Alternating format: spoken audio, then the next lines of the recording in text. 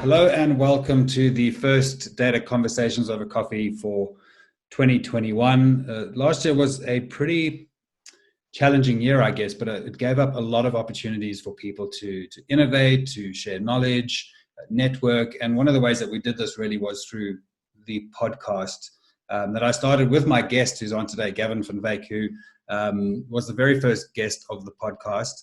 And I guess its pilot episode was with Gavin.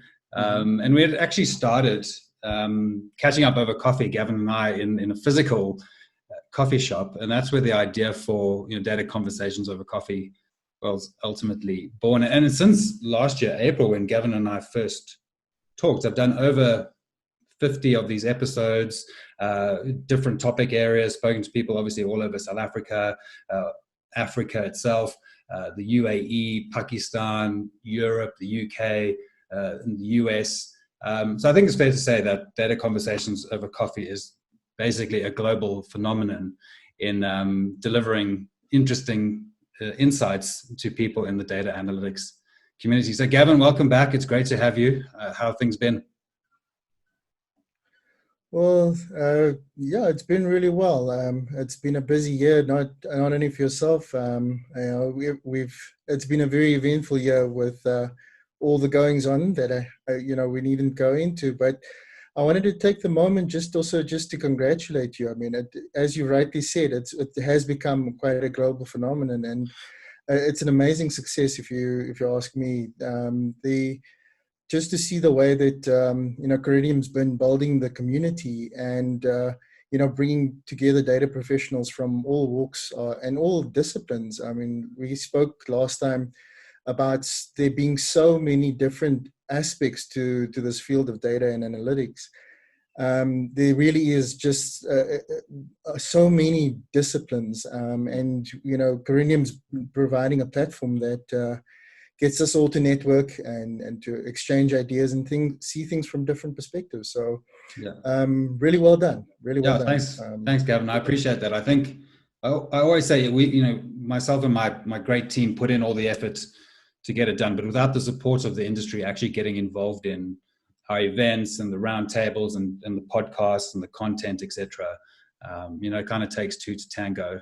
So thanks to you, thanks to the whole community, thanks to my team for helping us really keep the community together over the course of what was a pretty weird year. And I think now we're kind of into the sort of weirdness continues, but I think everybody's kind of settled with it. Tell us a little bit about sort of your year last year from a data point of view, I guess. Well, as we started out with at the beginning of the year, we were in the midst of lockdowns, and everybody was trying to find their feet with the remote working environment. So it gave rise to quite a bit of discussions around, how do we secure our data? How do we get access to it? How do we make the most use of it? So what started out as discussions about data literacy was evolved into conversations about, how do we get access to it? How do we make use of it? How can we secure it over the remote work scenario? So a lot of the year was spent on sort of data engineering, good old data management practices, and getting those bedded down, really working solid and serving the business. So we spent quite a bit of time learning to speak data speak rather than getting business to speak data speak. So we have to really get into the business frame of mind and make data products that the business can actually relate to and understand what it is they're dealing with. So it was quite an eventful year. We had a number of large projects that as with all projects, it takes a lot of time and energy from quite a large variety of people in the organization. So some of the largest projects that the company has undertaken to date went live successfully. So there was a high focus on that. So all around, we've had a very successful year for data in the organization. I think the Data Center of Excellence has grown probably from around the 10 to 14 mark to probably now well over the 20s, approaching 30s. And numbers aren't really the game, but it just demonstrates that there's not only a growing need for data within the organization, but it's what we're seeing in the rest of the industry as well. There's, people are hungry for data, and it takes a variety of skills to really make it valuable to the organization. So busy year for us here at Alexander Forbes as well. Yeah, no, sounds productive. Did you find that there was sort of a shift like many other companies where, there's always this need for data, but there wasn't necessarily the will to use it? There was still some roadblocks within the organization. Did you find that there was a fairly quick step change in terms of people wanting the data, wanting the analytics, real-time insights, more accurate information so that they could make decisions in this ever-changing environment that we had last year? Absolutely. I mean, a topic that was quite covered a lot was that, in a way, the coronavirus forced digital transformation with, people suddenly having to work from home and connect globally. So platforms such as, video conferencing and so forth just boomed. And yes, there was suddenly a need for a lot more access to data and getting insights from it. So absolutely did see that happening, not just locally, but, with colleagues that I've spoken to in the industry as well. So yeah, there was definitely a sudden rush, which, as with most things, it takes a catalyst almost to bring about a change. And it's almost, it's funny to see so many positive things come out of such a big negative that's affected the whole world, really. So yeah, it's been in a way bittersweet. We've seen some really great successes in the space of data, but it was brought on by quite a big and strange catalyst. Yeah, absolutely. So I guess one of the things with that, have you found that and we'll get into the business literacy shortly, but have you found that the adoption, the use, the trust in data analytics across the business units has stuck, for lack of a better word? Is it sort of, really embedded in their everyday way of working, their decision-making, etc.? It wasn't sort of just this quick knee-jerk reaction and kind of gone back to where they were. Have you found that it's really stuck in the organization? So what I've observed is that, in times past, you would produce, for example, an analytics dashboard. Management would be, focused on it for a period of time, and over time it would begin to wane, and it'll be fall into disuse. What I'm seeing now is that focused attention is a lot higher. So I'm finding that management are engaging a lot more. They're asking tougher questions from the data. So you're having to dig deeper and really begin to answer some of those hidden nuances that lay deep within the data. So there's been perhaps, with more focused attention and working from home, folks have really given it some thought in terms of not only what they want to see on a dashboard or what they want to get from a data set, but also, well, what is this telling me? What does it really mean? How do I apply this now in my business context?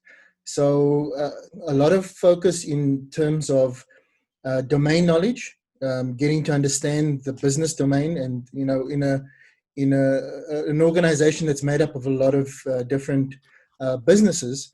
You're learning something new about the business every day, not just as someone from the data side, but even as the data uncovers new areas within that business unit. There's discovery even for the business, and we begin to ask questions together. So that's been quite a good journey. I found it really insightful that there's this learning process. And it's funny that we're talking about data literacy, but there's an aspect of business literacy that comes with it as well, because, it's that continued aspect of asking questions, answering them, taking the insight, asking more questions. That evolution has really grown over this time. So it's really been a good discovery to go through that process with business, and also to see how that's beginning to gel, almost out of necessity. It has to happen now. Whereas in the past it was kind of optional and we had alternatives. With the new mode of work, or the new ways of work, it's become absolutely central to what we have to do. It's not an option anymore. So I've definitely seen what you described, when there's a lot more sustainability to it now, because it's become part of the survival. It's not just this optional dashboard that we put up on a screen somewhere, and we carry on with our lives and manage the way we used to manage anyway. I'm not seeing that kind of thing happen. Yeah, well, I hope everybody that's watching has got to that point, or sort of on the road to that point, because I think, thinking pre-2020, that was always the challenge, I think, for the data community, and is really getting people to use the products that they were coming up with, the dashboards, etc. So I think, from a lot of the conversations I've had, most organizations seem to be on that path where data analytics is absolutely critical, and it's core to their decision making, how they run their businesses, etc. So I think, it'll be good over the course of the next few episodes. I'll ask that question and just sort of get a sense of where everybody is on that roadmap. So Gavin, when we started this last year, our conversations were always around data literacy, and I had said 2020 was going to be the year of me focusing on data literacy, shining a light on it, starting conversations around it. And many of the episodes that I did last year already did have that element to it, almost bar none. Yeah. But now you've sort of flipped it the other way, and you focus more on the data team having business literacy, which I think is really good, because when we had the tough questions panel at CDAO in November last year, one of the things was from I think it was definitely from Tumi Manalo, who said, we've actually got to go and get in with the business. You can't just sort of have this, okay, you've got to learn data. It's not the way to do it. Yes. You've got to actually do it the other way and get business involved and understand business a bit more. So what are you doing at Alexander Forbes around getting your team to understand business a bit better and grow their business literacy? Well, it's firstly, I agree with the sentiments from CDAO. It is the bringing together. When you've got two sides, and in the older world, it used to be IT versus business. It's a bit more now data versus business. We've got to get the two together. So I completely share the sentiments that were given on that talk. In terms of what we're doing, it so happens that there was a program focused on new ways of work, adopting DevOps and Agile, and sort of, we kind of had a windfall from that in terms of that business and data or tech, if you want to call it that, sort of beginning to talk to one another, getting real business ownership for data products, having clear conversations about what it is we're really trying to achieve.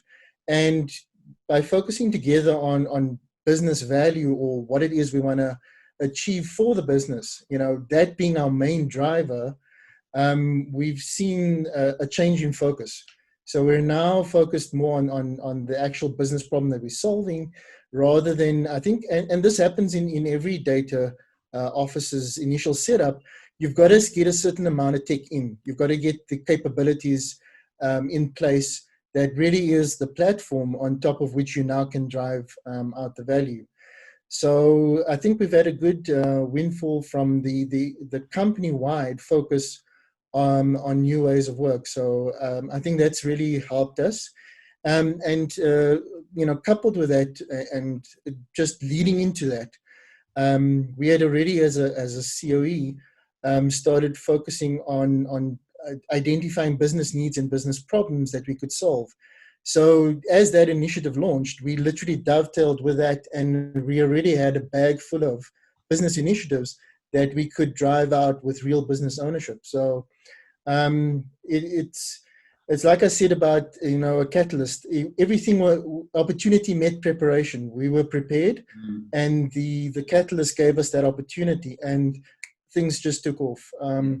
I think in years prior, you'll remember me saying things, it was a constant push and struggle from the data side into business. With that opportunity, things sort of just came together. And as I said, opportunity met preparation. So interesting that it took a catalyst to make it really happen. Yeah, no, it often does. Let's talk a little bit about the COE, or Center of Excellence. Not many organizations have one of those set up. A few do. So, but I think a lot of people that watch this podcast, their organizations are very much in that sort of growth phase. They're quite early in their data analytics maturity and embedding across the organization. How does the COE operate? What's the value? What's the structure? How does business get involved? Just maybe give a little bit of insight to those people who haven't got there yet, or kind of thinking about how to get something like that built in their companies. Thanks. A very good topic. I'm actually glad you touched on it. Trying to find a home for data within the organization is something that I've witnessed a lot of people in the industry struggle with. A lot of organizations struggle with it. And it's even, in many permutations, there's no perfect home for data. I've often said to you that I strongly believe that data is a business function. Yet many a data office or unit starts out in the tech space. And that's because, as I said, you've got to put down a lot of tech in maybe your first or second year. But after that, the groundwork has been laid, and you need to now be really in the business. That actually gives you the ability to start understanding that business literacy and dealing with real business issues. So it's been that journey for many folks I've spoken to. We've certainly had that journey starting out in the tech space, coupled with, I think it was last year, February, we actually moved out of tech into business. So just before the lockdown, as it were. And I think that's been one of the opportunity meets preparation aspects as well. So there isn't a perfect home. You got to keep evolving it and find what fits for the organization. But one thing stands out to me is that it is a clear and distinct business function. It stands alone, and much like an HR function, much like a finance function, there is a data function that exists within the organization. And, I've often spoken about, a lot of the things that happen in the data space, or that we allow to happen, would never happen in the finance space. We would never treat money the way we treat data. Yeah. If you didn't have an accounts or a cash flow management process, or you didn't have a treasury function, there would be consequences in the business. And the same is true for data. If you didn't have certain functions or disciplines that you need for data in this modern world, you will have consequence to your business. It's not a matter of it's optional for your organization anymore. It is mandatory that every organization begins to manage their data, because every organization has got obligations under law and otherwise when it comes to ethics and privacy and so forth, to really be good custodians of the data that they collect from their clients, and not just collect, but also then generate. They've got to get the value out of it. So there was a second part to your question about how is the COE set up and its structure. So I was, started out reporting into a CIO, as I said, and then slowly transitioned out of that into reporting to a COO. I still believe that the CDO role, or the CDAO role, firmly belongs at this executive seat. It should be at the C level. It should be at the exco level. And yes, it takes a bit of a journey to get there as the data offices evolve. And I think there's been a lot written about that in terms of data offices 1, 2, and 3, or data governance 1, 2, and 3. There's many permutations that you'll go through as a data office. And so we're set up to serve other functions within the business that use or consume data as well. So we serve a central function. We deliver the core capabilities, as it were. and we partner with different parts of the business that are typical data users, if you can call them that. Yeah. And together we serve the business. So that's how we're set up. I think that's typically referred to as a federated model. That's what we've adopted in our COE. Okay. And is it something where, I mean, you said you're up to sort of 20 to 30, is that people, sort of FTE that you've got sitting in that organization? Correct, sitting in that organization. And that's all driven by demand. It's not that we're just hiring people for the sake of hiring them. You know, my views on the trend of hiring 120 data scientists and expecting miracles.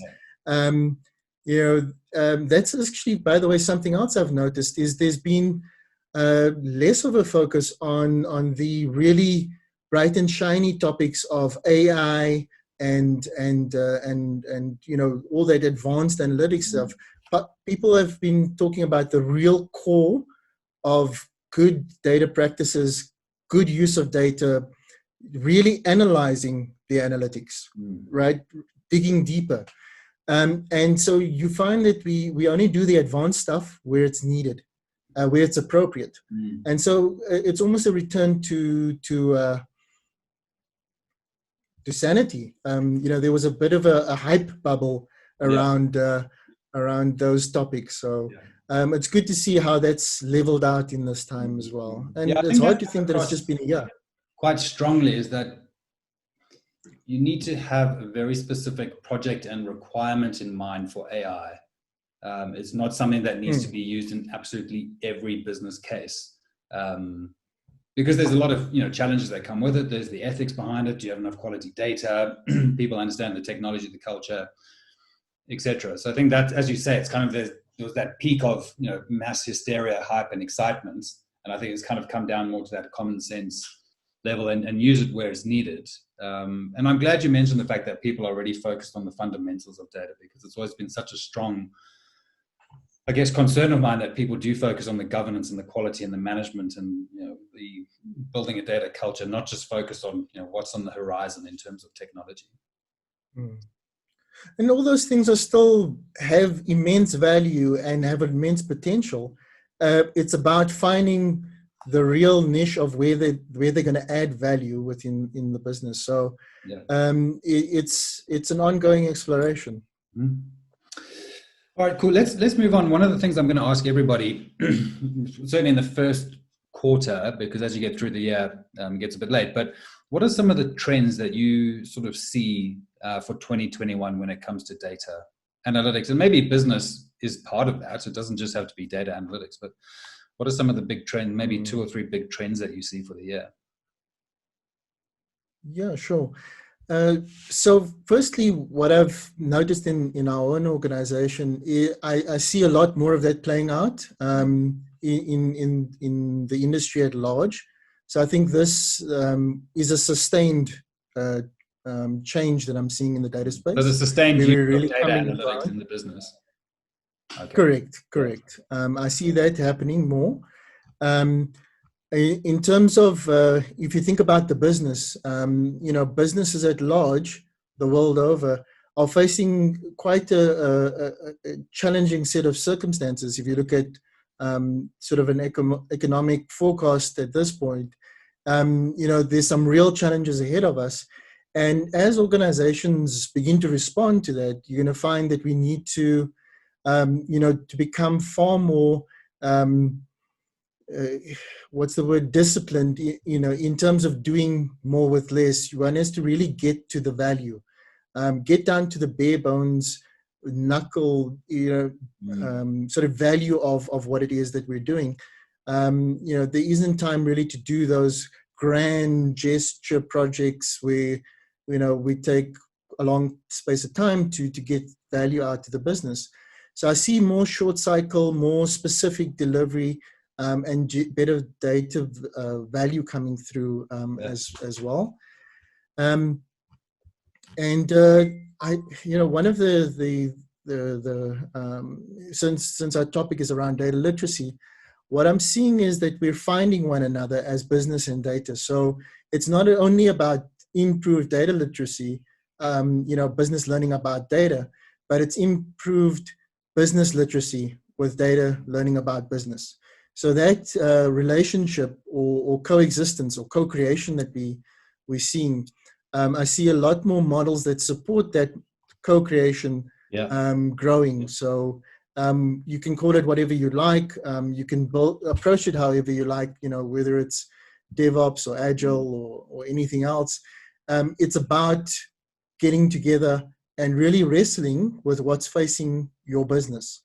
So I think that's quite an important thing for me. And I see more of that happening throughout the year ahead.